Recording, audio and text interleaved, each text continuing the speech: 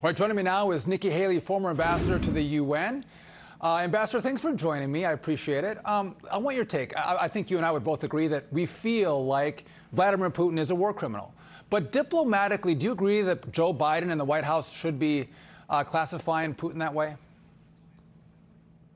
I mean, look, you have to just look at the facts. I mean, he's turning around and he's killing innocent people. He is hitting maternity wards. He's basically stopping humanitarian lines. He's a war criminal. No. Well, listen, I agree. I'm wondering if there's any consequences diplomatically for calling him that. Again, I would agree with you.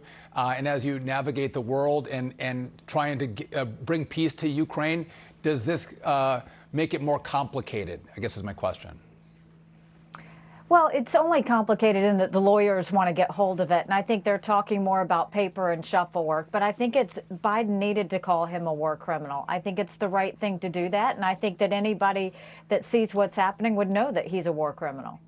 No, I hear you. Okay, let's go to Xi Jinping. Biden and Xi are going to have a meeting tomorrow. What message should Biden have in that meeting with the Chinese leader tomorrow? Well, he shouldn't listen to anything President Xi says because he'll be lying. What he should be doing is focusing on what he wants the message to be delivered. And that is, if Russia receives a lifeline from China, then the U.S. and their allies will start responding accordingly. And China doesn't want the wrath of all of us. And I think they need to make that very clear. And I actually agree with that. We have to be clear to China. I mean, what kind of things should we be clear about to prevent China from engaging and helping Russia out in their conflict and war with Ukraine? Well, I think any money sent to Russia to kill Ukrainians should be something. Any sort of defense weapons should be considered a lifeline. And then certainly we should let them know that if chemical weapons are used in any way, shape, or form, that we will look to China as not having not stopped Russia from doing that. And I think we need to put that onus on them to try and get them to put pressure on Russia. So, but is this maybe the threat should be we are going to impose more sanctions on China? We're going to maybe delist more of their companies.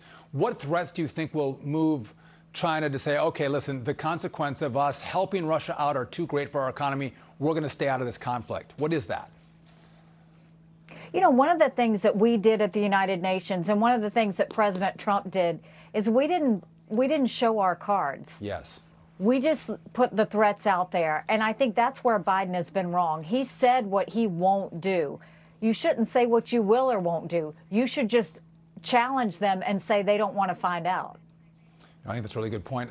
Here's what it concerns me, because earlier today, a Chinese foreign ministry spokesperson called the U.S. and NATO the culprits of the Ukraine crisis, which, by the way, is absolutely outrageous, right?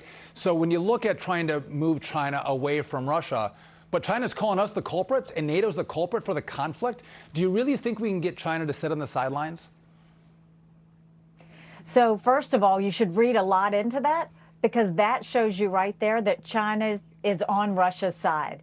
Right. First of all, you look at the fact that China cut off their internet in terms of information of what's really happening with the Ukraine-Russia war. They are basically calling it a special military operation and using Russian talking points.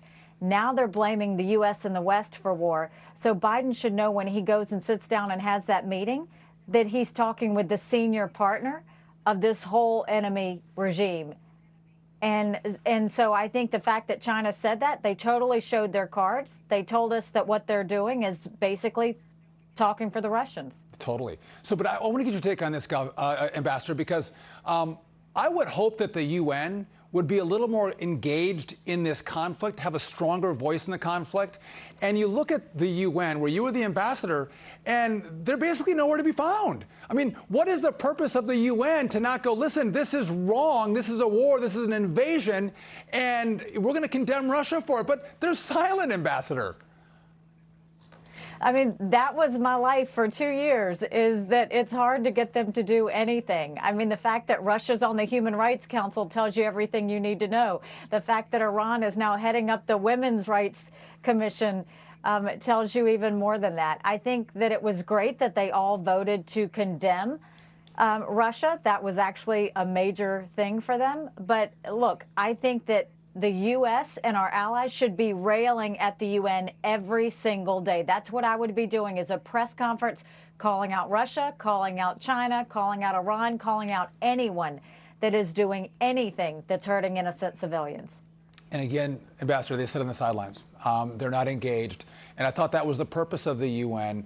And they're nowhere to be found. But Ambassador Haley, thank you for joining me, and thanks for your perspective. Thanks so much, Sean. All right.